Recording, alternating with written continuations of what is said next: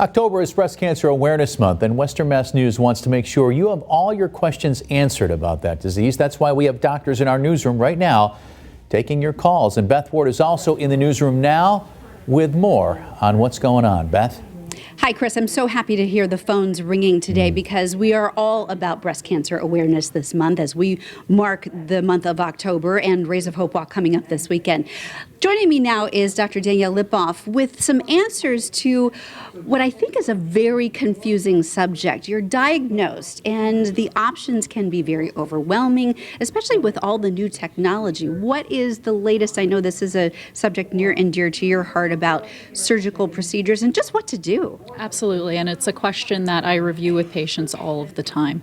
So at this point, with the diagnosis of breast cancer, surgical treatment is still very much a mainstay of the process. But the question always comes down breast conservation versus mastectomy, which is removal of the whole breast. In the setting of breast conservation, we look to remove the breast cancer with a normal area of breast tissue surrounding it, and we call that normal area of breast tissue a margin to confirm that all of the breast cancer has been removed, and mastectomy, removal of all of the breast tissue.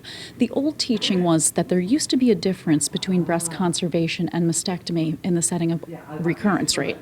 And at that time, the belief was always that overall survival was the same. Fortunately, what we've now learned is that there is no difference in recurrence rate deciding the surgery, and there is no difference in overall survival. So when it comes to treatment, there are very much some patients who still need mastectomies, but in a lot of cases, it now becomes a choice, and the choice is very personal. So if I can offer patients the option of preserving their breast and still giving them the same treatment for their breast cancer, it makes me very happy to do so. But it very much now is a patient choice, which is great.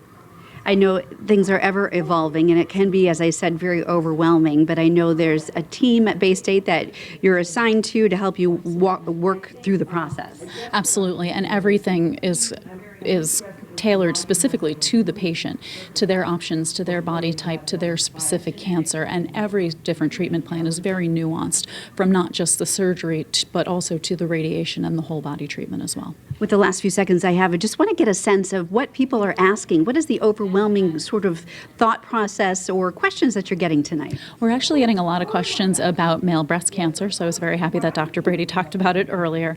But it is a big topic, and we've also got some screening questions as well. I know that's been changing so much about when, and that's another issue to talk to with your provider directly. Absolutely. I think that you should start raising your awareness around the age of 40 and talk to your providers as to whether or not you should start screening at that time. All right, Dr. Lipoff, thank you so much, and all of you for joining us this evening. And the phone lines are going to stay open until 6:30. So any questions that you may have, 413-846-0240. Also want to promote the Rays of Hope Walk Toward the Cure for Breast Cancer. That is this Sunday. The run begins at 8:30. The walk begins at 10:30.